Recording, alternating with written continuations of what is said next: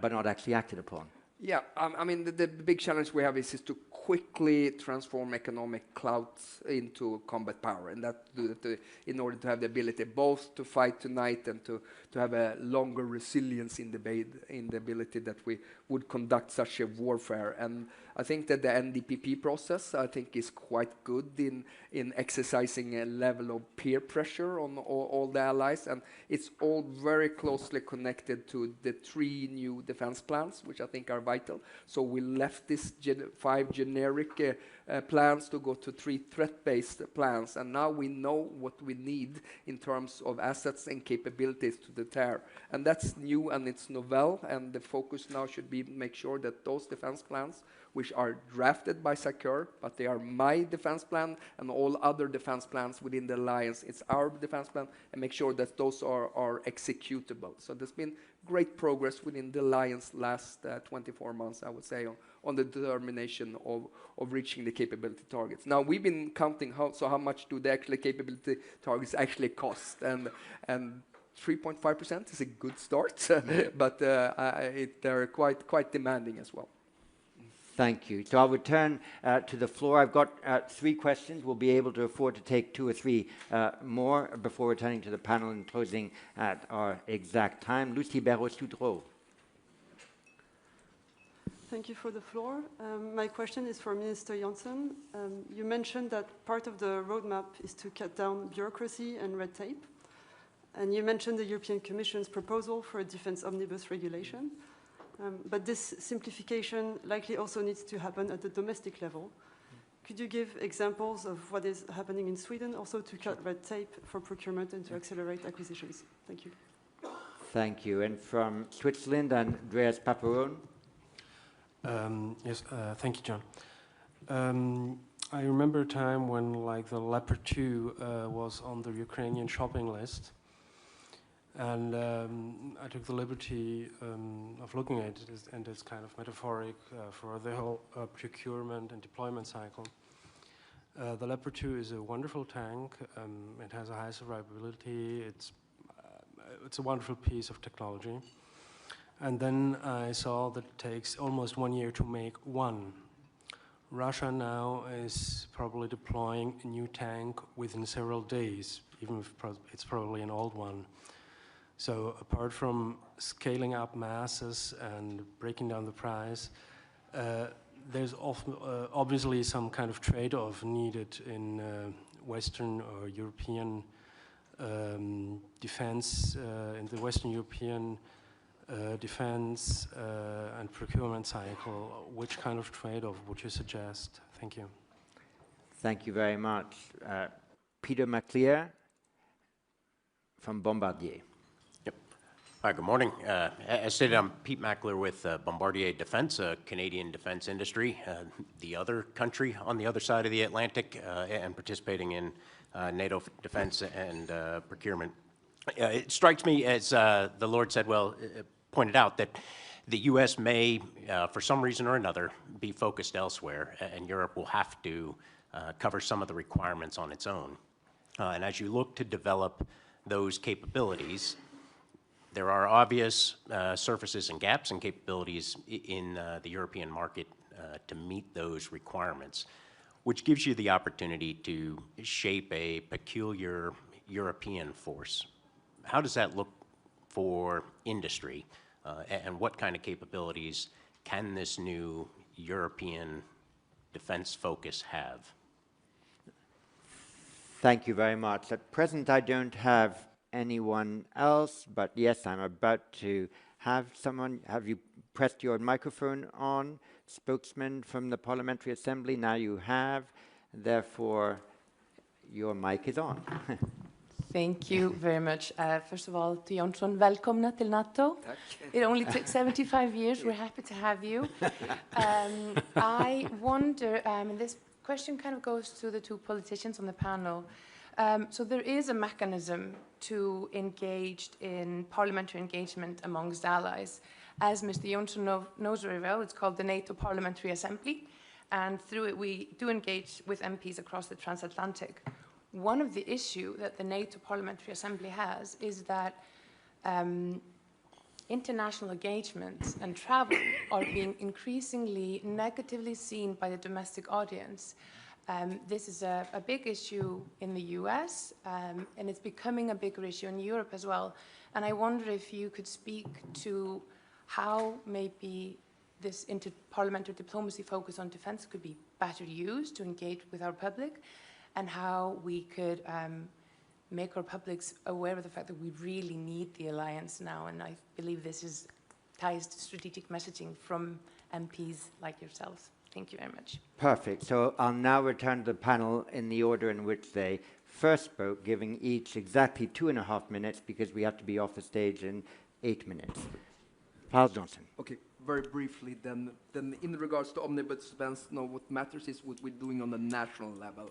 Here we're coming from a system that was very centralized, where it was make sure that you don't take risk. Now we need to take risk in order to assure growth. That means a much more efficient cooperation between government agencies within the armed forces, and between the government and the armed forces as well, to unleash that power, which is right now there's a certain taxation related to all the measures and the bureaucracy that we have to it, and something you really need to put management attention, because it won't happen by itself.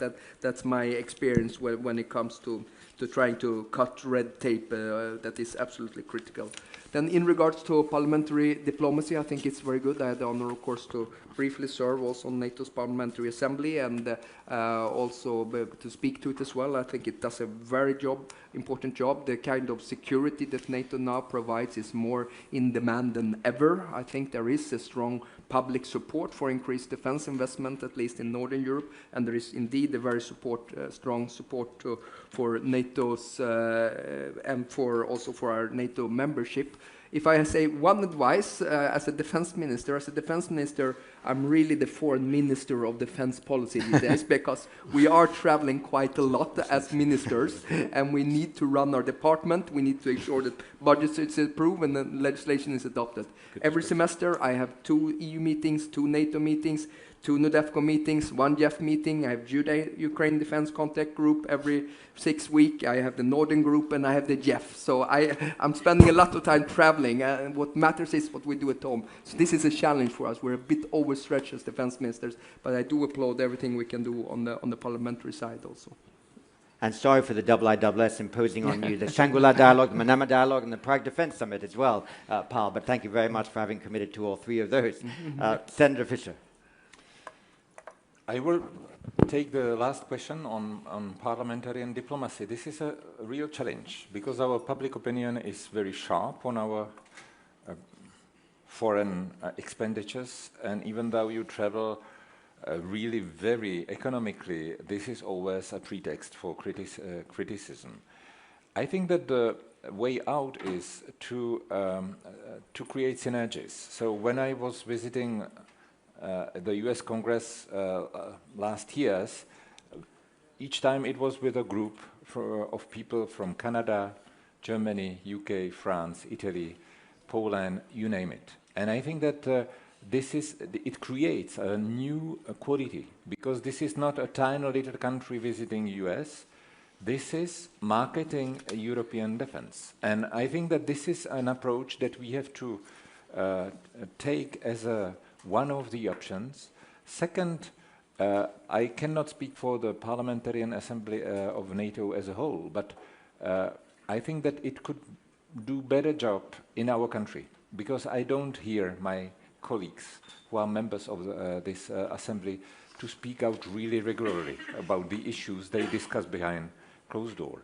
And last but not least, I think that the government, which is so much exposed, as the minister just highlighted, to international agenda, that there is a real challenge how to explain to the constituency what is now at stake, has to strategize more with parliaments in order that there is a distribution of labor. And I think that there is a gap of synergy, at least in my country. So several ideas, and thank you very much for the challenge. Thank you very much. Mark Sedbon. Thank you. Just on this question of communicating with the publics, there is a tendency for us to want to talk to ourselves. among essentially the political professional class, conferences like this, parliamentary engagement and so on. And that is clearly critically important because in the end, we're democracies and our parliamentarians need to engage with the public. But there is also another way of doing it. So I've just participated in a podcast run by the Sky News defence correspondent Deborah Haynes to try and find a way of sort of popularising some of these issues. And it's a war game. It simulates essentially an attack on the UK by Russia with the United States not engaged and essentially designed to reveal the gaps in our conventional capability and the invidious choices between essentially caving in and having to go all the way to the strategic nuclear deterrent. And he actually brings it out in a way that is more engaging to the public than people like any of us sitting on a late night news program telling everyone how important all of this is. So there are other ways I think we need to think about getting this message into our public mind. Just on the industry question, I mean the truth is really since the end of the Cold War we postured our defence procurement for just-in-time delivery for essentially a situation where we were at peace. And we didn't resource the unglamorous business of having surge capacity, being able to ramp up production of munitions, let alone, as we heard from the Swiss colleague, building tanks, etc., faster. And so quite a lot of the 3.5% that Minister Johnson was talking about is going to have to go into the unglamorous business of building more capacity in our industrial base, not necessarily buying new headline fancy systems that people tend to want to announce. It's going to have to be some of that unglamorous stuff. It doesn't mean, by the way, maintaining massive inventories because, of course, as we know, with the pace of innovation, those would simply be out of date. They wouldn't just rust, they'd be out of date. So we have to take this trick of being able to innovate, being able to have surge capacity, and also being able to discard old technologies and keep moving. And that is a different industrial model. And we obviously need to engage industry in working out how exactly we do that, because I don't think governments have that answer. I don't think industry has that answer entirely on its own either. Well, Mark, thank you very much. And let me do two things now. First, invite you all to thank our speakers for what was a really extraordinary session. I'm really glad that this session was on the record, and I do hope that we've captured all of your remarks, some of which had to be written semi-extemporaneously. Others had maybe a day more to prepare, but I think this was a really rich discussion and put a lot of things out there that we need to proliferate through our own societies as well, and not amongst the elite who like talking about these issues. So allow me to thank all the speakers. Thank you.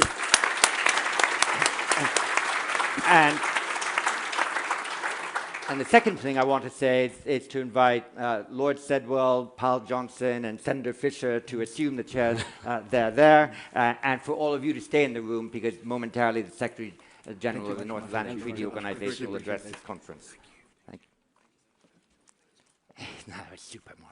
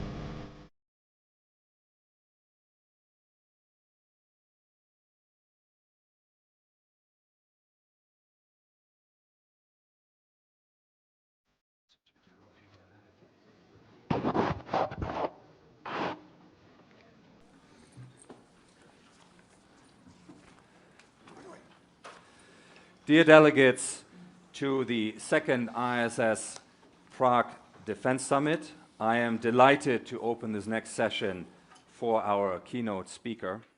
NATO nations are increasing their defense spending and investment.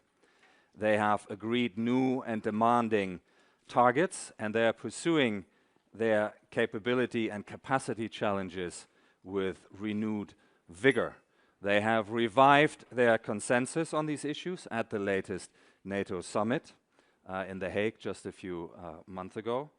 And I think we all agree here that this is important and vital work. It is work that requires constant attention and great political and diplomatic skill in the pursuit of credible deterrence and defense for the alliance. And the person leading that effort is, of course, NATO Secretary-General Mark Rutte, and it is a real pleasure to welcome the Secretary-General of NATO to the second IISS Prague Defence Summit. The Secretary-General has just arrived, has come pretty much straight from the airport, so it is a real pleasure to have you here. He will deliver his remarks from the podium, and we will then have time for a few brief questions. Secretary-General, over to you, and welcome to the IISS.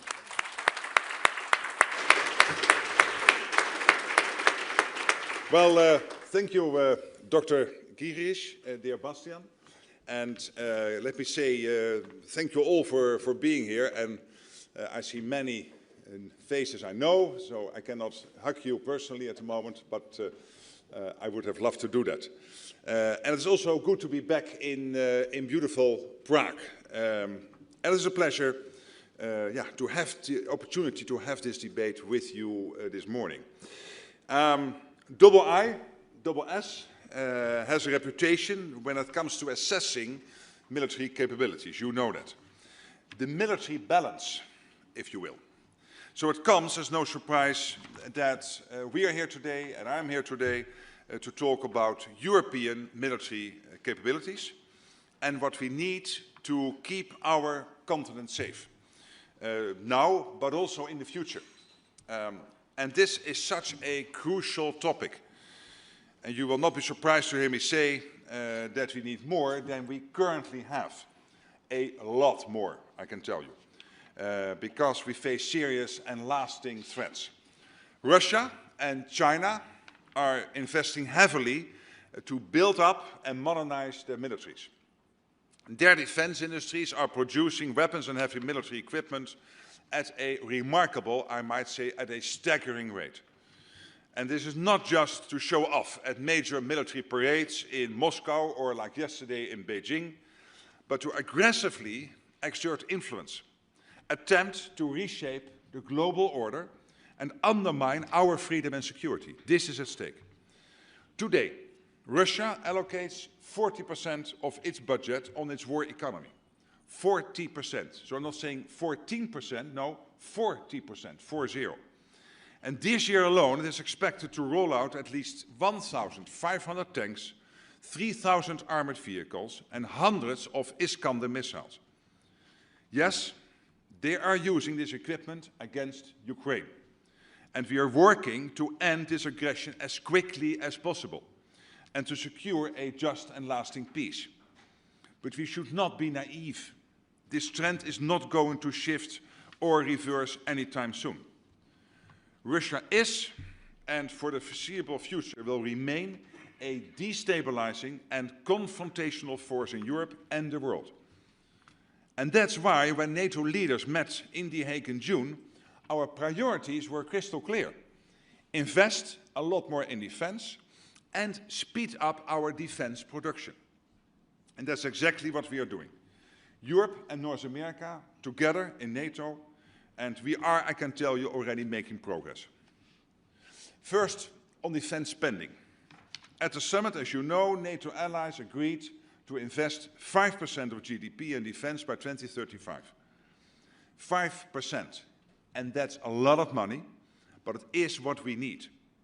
This investment will fuel a substantial leap in our collective defense.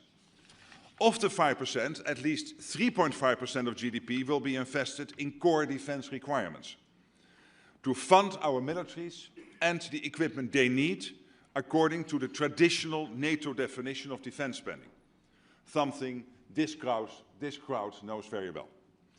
And 1.5% will go towards investments that support our defense and security, like infrastructure, like cybersecurity, industry. We know what we need. At NATO, we have a clear and ambitious list of capability targets, and this 3.5% is anchored in those capability targets. They outline what each ally needs to provide to keep our 1 billion people safe. The details of this list, of course, are classified, but to give you an idea, we need to increase the number of air and missile defense systems 5-fold. We need thousands more armored vehicles and tanks. We need millions more artillery shells. We need more drones and cyber and space capabilities. So we have the shopping list. But to buy, we need the cash. And the good news is that there is already more cash on the table and even more will flow. European allies are really stepping up, including Czechia, which has plans to increase its core defense spending to 3% by 2030. So we need allied governments and politicians across the spectrum to make the tough choices and explain why it is necessary to invest if we are to ensure the safety, the security and prosperity of our people. But of course, cash alone can't provide security. We need the capabilities, real firepower, heavy metal, as well as new tech. And that's what our defense industry across the alliance needs to deliver, faster than ever, in Europe and also in the United States. Simply all over the alliance, we are not producing enough. And this brings me to my second point, defense production. Until recently, Russia was producing more ammunition than all NATO allies, including the US, including Turkey, the whole of NATO together. Much faster than we possibly could. And their economy is not bigger than Texas.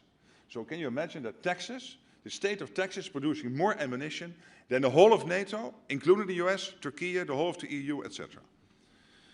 But having recognized the problem, I can tell you that on this issue we are already turning the tide on defense production, and particularly when it comes to ammunition.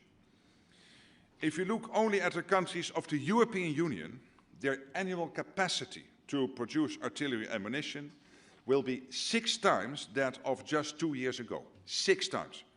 That's 2 million rounds by the end of this year. And again, that's only Europe. Czechia and its impressive defense industry contribute significantly, I can tell you, to this growth. And as a result, we are gradually refilling our stocks and narrowing the production gap with Russia. And this is my core message this morning. It's essential. It's essential for our own security and to keep supporting Ukraine like Czechia does through its unique ammunition initiative. And again, I want to thank Czechia for doing this. So we see very good trends, but there is still a lot more to do, including to accelerate production of more complex capabilities like tanks, like missiles and air defense systems. But also the kind of kit we see becoming an essential aspect of modern warfare, including drones. We need to build on our experience in ramping up the production of artillery shells, and we can certainly, by the way, learn here from Ukraine and Ukraine's rapid industrial mobilization. And can I add, innovation. Since February 2022, Ukraine has ramped up its yearly artillery systems production from nearly 0 to well over 200 heavy artillery systems. So going from a single prototype to mass production in really record time. Crucially, Ukraine is now also one of the world's largest producers of autonomous systems, able to produce more than 4.5 million drones per year. And that's truly stunning. Imagine this across Europe and North America, and I believe that's our direction of travel. For the industry representatives in this room, there's massive opportunity. The demand for capabilities is real and urgent, It is on the rise and it will continue. We need all your help to further increase production lines, speed up innovation and support development and production of the capabilities that allies need in Europe and in the US. There's also an added benefit for those who may not be industry executives or major investors. When industry steps up supply, the result is not only more security, but also more economic growth and many more jobs. So the defense dividend is real. We all stand to gain, from big industries and tech companies to ordinary citizens. Last week, in Unterlüss, in Germany, I visited a new Rheinmetall plant, and it is now creating 500 new jobs. And that's just one factory of many. And there will be many more on both sides of the Atlantic.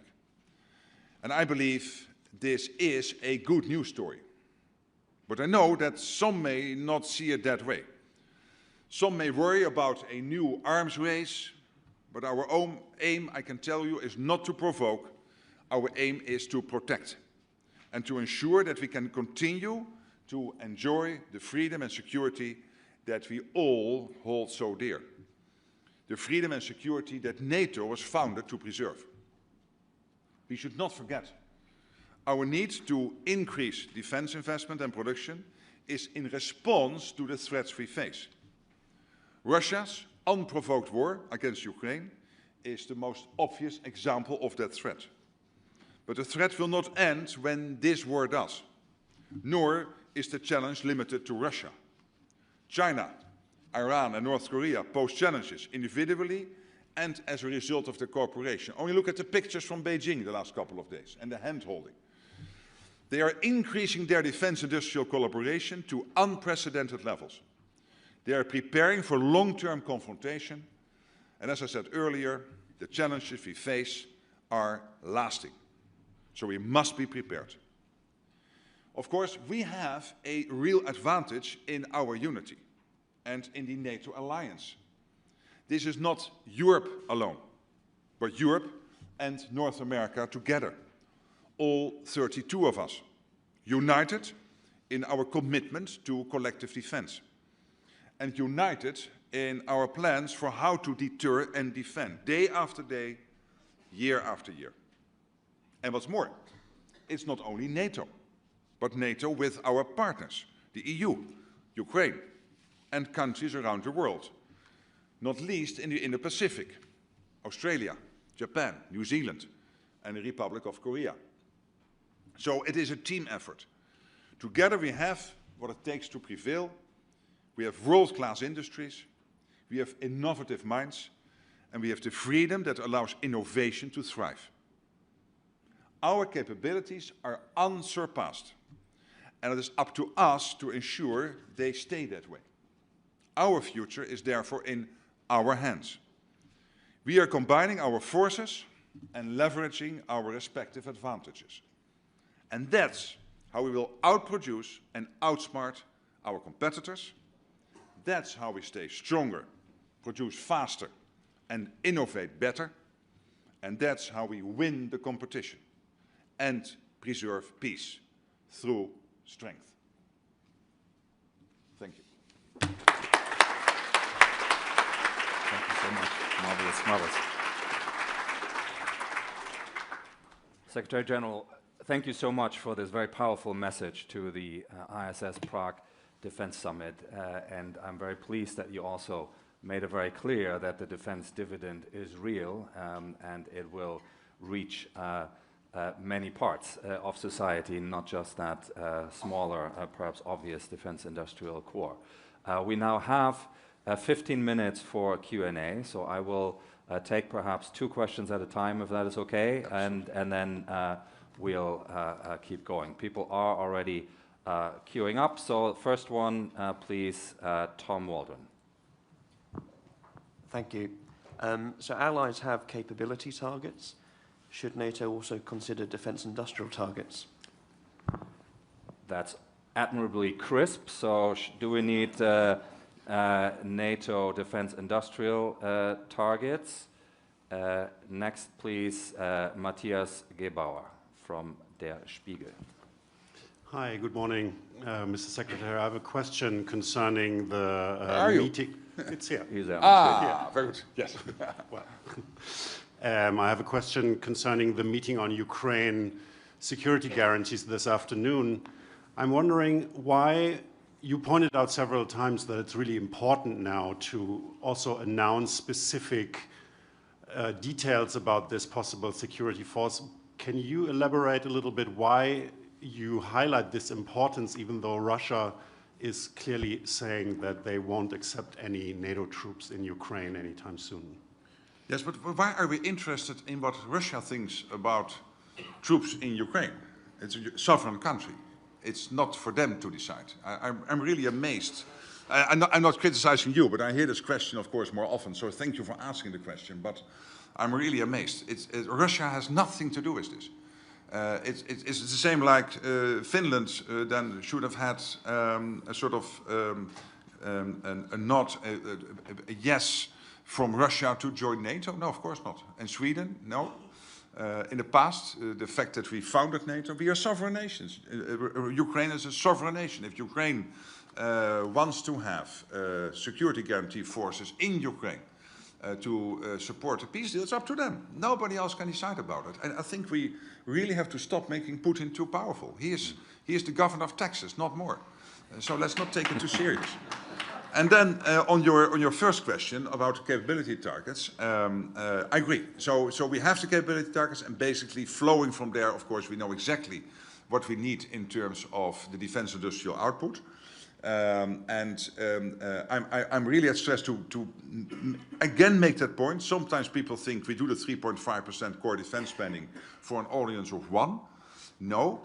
It is a coincidence that by spending 3.5%, we equalize what Europeans and Canadians are spending and the US is spending, which is crucial because we had to end that debate, which started with Eisenhower, basically saying that the US was paying more than the Europeans, and the US was totally right and rightly irritated and expecting the Europeans and Canada to step up. That's now happening, but the 3.5% is not. Yes, it is a coincidence that it equalizes with the US, but it's exactly the ballpark figure that you need to get to deliver the capability targets. And absolutely to the question, you need the defense industrial output. So I can tell you my country, the Netherlands, knows exactly, and I know from the Czechs and other countries, they know exactly what gear to buy to make sure that not only the people are there, but also they have the equipment to deliver their support to the overall endeavor if the phone call would come that Article 5 is triggered. So that's absolutely clear. Mm-hmm. Thank you very much. I'll take another group of 2, and Secretary General, we have a few delegates here from NATO's Asia-Pacific, Indo-Pacific partners. So we'll take a question from Chung-Min Lee from Korea. Chung-Min, mic is live. Thank you, Mr. Secretary General. It's a real honor. I saw you last when you were Prime Minister in Seoul. Yes. My question to you, sir, is this. As you know, South Korea played a key role in supporting Polish rearmament because of the Ukrainian conflict. But this must be a two-way street. South Korea and Japan must buy arms also from our NATO partners. So from your position, what can the IP4 countries do to make sure that we are able to fill the gap with our European partners, but to also entice European companies to make sure that the gap that we face vis-a-vis the PRC and North Korea is also being filled with the help of our European industrial friends? Thank you very much. Let me take one more, and I'll try and pick one that might hopefully align with this. From Australia, Latika Burke, your mic is live. Thank you. Thanks, Bastian. Secretary General, you said in your speech, over here, Secretary General. Hi, good morning. Hi, thank you, good morning. You said in your speech that the threat from Russia will not end when the war ends. Then you said that China is preparing for long-term confrontation, looking at the pictures this week, and that we must be prepared. It's a team effort. But what does that team effort look like? Is it going beyond defence industrial collaboration, or are we talking about a combat role here? Yeah, I don't think we will extend Article 5 to the Indo-Pacific.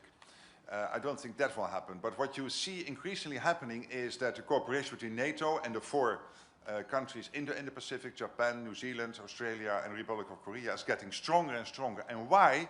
Because these theaters are connected. When I'm discussing this with the senior policymakers in the US, there is increasingly a realization that if China would one day decide to attack Taiwan, it will not be limited to that attack.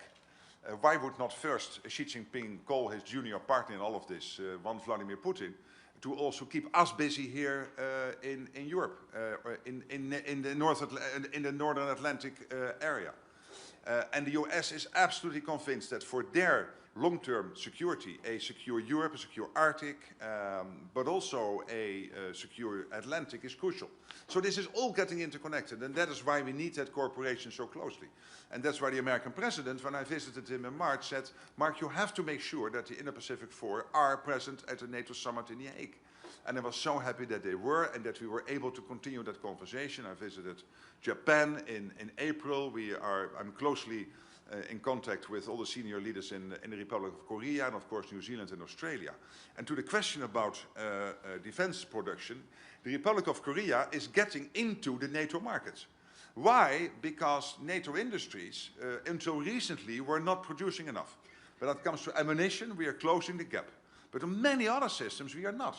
And I'm asking industry in US and in Europe, why do you accept that? This is a free market, so if Poland is now buying for tens of billions Korean equipment, and they are totally entitled to do so, and why? Because it is good and it is delivered fast at NATO standards. But on the other hand, if I was Raytheon or Lockheed Martin or Rheinmetall or Leonardo, I would think, hey, that is strange, and why is this happening? So to your question, I want to thank you for the fact that you are filling the gaps at this moment in NATO, because we are not producing fast enough. And by the way, when it comes to shipbuilding and our Navy, and particularly the US Navy, I'm really worried. Because this China has now more ships sailing than the US, and shipbuilding in the US is not at a rate that they can anywhere catch up on what China is doing at the moment. And also the European shipbuilding market is developed, and we have seen the new deals between the UK and Norway. But we need much more if we collectively want to fill that gap. So thank you to Korea. Of course, it would be great if we can also deliver some stuff to you and to Japan and others. I mean, I'm a center-right free market politician. I love free trade and earning money and getting some peace dividends from this. But at this moment, it's the other way around. You are filling the gaps in Europe and in North America. Thank you very much. Let's take two more. We have from the UK, Charlie Edwards. Charlie. Thank you, Bastian. Secretary-General, your predecessors have said that hybrid attacks or attacks in the so-called grey zone could in theory trigger Article 5, but isn't it increasingly obvious to the Kremlin that the alliance has no intention of invoking Article 5 over incidents involving fires at DHL warehouses and logistics hubs, subsea cables being cut, or cyber attacks on European critical infrastructure? Thank you very much, Charlie. We'll take one more from the US, Daniel Michaels, also from the Wall Street Journal. Daniel. Thank you very much, Mr. Secretary General. You've been over here on the far side. Yes. Hi. Hi. You've been very put positive. Put the journalist far away. Yeah. Well, we'll put some light on the screen. You've been very positive on the role of President Trump in NATO and in general. But when you look at the war in Ukraine and pressure on Russia, it doesn't seem to have increased. President Trump seems repeatedly to give two-week deadlines that get extended to other two-week deadlines. Are you getting at all frustrated with this? Are you in a position to say anything about what you think President Trump is doing or will do to, as you talked about, put pressure on President Putin to end the war in Ukraine? Thank you. Let me give you three examples where I think President Trump is exactly doing the right stuff. First of all, do you really think, if he would not have been elected President of the United States, that Italy and Canada and Spain and Slovenia and Belgium and Luxembourg would have committed to do 2% this year? Do you really think that the whole of NATO would have committed to 5%? Committing to 5%, including 3.5% core defense spending at the NATO summit in The Hague? That therefore, I think this is one of his biggest foreign policy successes. that therefore the NATO alliance is having finally dealt with this enormous pebble in the shoe, this enormous irritant that the Europeans and Canada were basically lecturing the Americans but not spending the money they had to spend. And now finally we are doing it so that we are equal because we need to defend ourselves, not only because we had to do this. This would never have happened without Trump. I'm absolutely convinced. When he became president, second reason, he immediately started to recognize the big threat of the Houthis. And he was willing to take clear action in March. Why didn't the Europeans do this? Because we couldn't. I feel really at loss about this. I remember the call I got that this would happen, and I said, well, great that you do this, you guys, but why are the Europeans not taking care of their own backyard? Because we can't. Because we don't have the military capabilities to do that. Now with the 3.55%, we can in the future, and we should. It is our backyard. It's not the US who should take care of the Houthis. It should have been the Europeans doing that. It's crazy that we leave it to them. But we can't, and I'm so happy he did.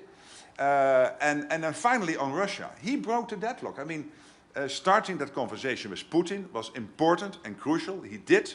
He took that leadership role, and this is not easy to solve this. But he is absolutely committed to doing that, and we are now working on these security guarantees necessary to make sure that also Zelensky knows that if he starts into conversations with the Russians, hopefully soon, that he has the backup and that he knows that the security guarantees will in place so that Russia, after a peace deal, will never ever again to try to invade Ukraine. So no repeat of Budapest and no repeat of the Minsk agreement. So real security guarantees. Again, President Trump doing this. So yes, I am positive about what he is doing and his administration is doing, sorry, but I think it's crucial. I mean, reinventing NATO, getting the talks going with Putin, dealing with stuff the Europeans should have dealt with here in this neighborhood. I mean, I think 3 examples of clear leadership. And I'm not sure what would have happened if he was not elected. I don't think this would have been done. And we never have discussed 5%. To the other question, I mean, rightly, NATO is always very not talking about when Article 5 is yes or no triggered. It's there. I can assure you that anyone listening in from China or Russia or other people who wish us well, who think that we are not clear on this, our reaction will be devastating, based on the whole thing behind Article 5. And when it comes to hybrid, we are not naive.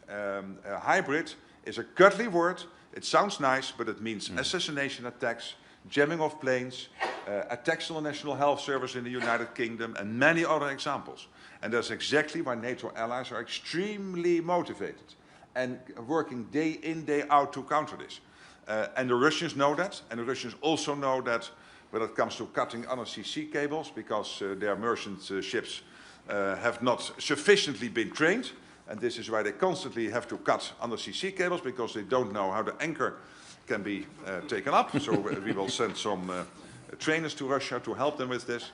But of course, you might also assume it was done intently, and that's why we have, within 10 days, Chris Cavoli, the previous Supreme Allied Commander, was able to get Baltic Sentry going after the latest incident between Estonia and Sweden on the 25th of December, in 10 days. So we are stepping up. The Russians know this. They hate it, and I love that. So that's good. Excellent. Secretary General, you have a packed agenda today, so I'd like to thank you again for joining us today and giving us such a clear and energetic account of where we are and where we need to go. I think that is hugely helpful. So the Secretary General has to move on to other appointments. So before I invite you to thank him, can I just ask you to stay seated while the Secretary General exits? You can still thank me. So that you can still thank him, yes, while being seated, though. Thank you so much, Secretary General. Amazing. Thank you.